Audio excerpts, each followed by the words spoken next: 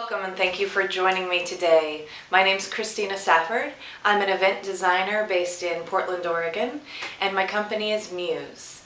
So today we're going to talk about the color of the year. Every year you see Pantone come out with a color of the year. And yes, there is a main color of the year, and yes, there are seasonal colors of the year. So yes, you have one big main hit color, and then each season there is there's color, but there's also a tonality of colors. So a scope of what's going to be popular, what we're going to see.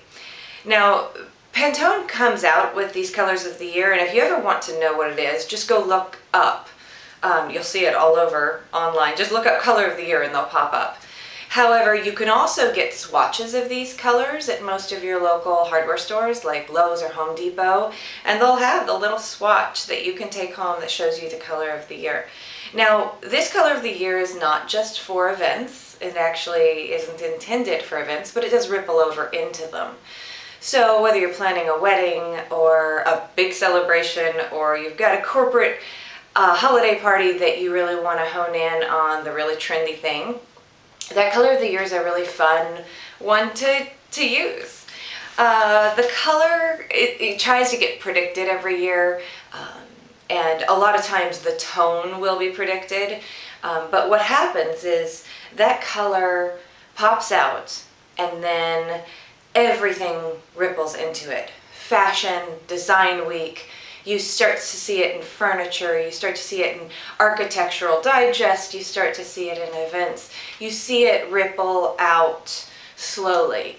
And each of those patterns, those trends, they kind of stick around for a while. Some in the industry say 4 years, some say 7 years is the scope of a lifetime of a trend. And the colors of the year are no exception to that. Whether it's 4 or 7 years, it's up to your decision, but it is something that we see for a while. It doesn't go out immediately. Just because it was the color of the year last year doesn't mean you won't find it everywhere this year. So whether it's a blue or an orange or a yellow, you'll start to see that ripple through all sorts of design, especially in events, which things stick around in for a while. And then you can choose whether to use that color or that color palette or not. You can stay away from it completely. The benefit is that you're going to find a lot of it, and you're going to find a lot of inspiration photos for it, and you're going to be able to source your items very, very easily. But that being said, it might not be your color. It might be an orange and you might hate orange, or it might be a blue and you're having a winter wedding and you just really want to stay away from the cool tones, or whatever it is. So remember two things. One, the color of the year means nothing. Whatever your passion is, whatever your color is, follow that. Two, just because there is a color of the year does not mean that you have to use that exact tone. Remember, every color has a scope, a range.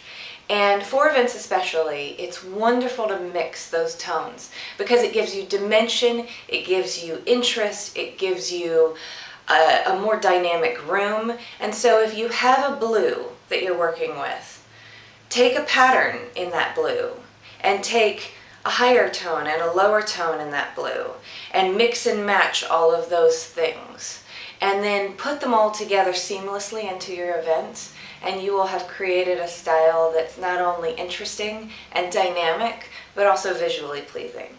Thank you for spending some time with me today.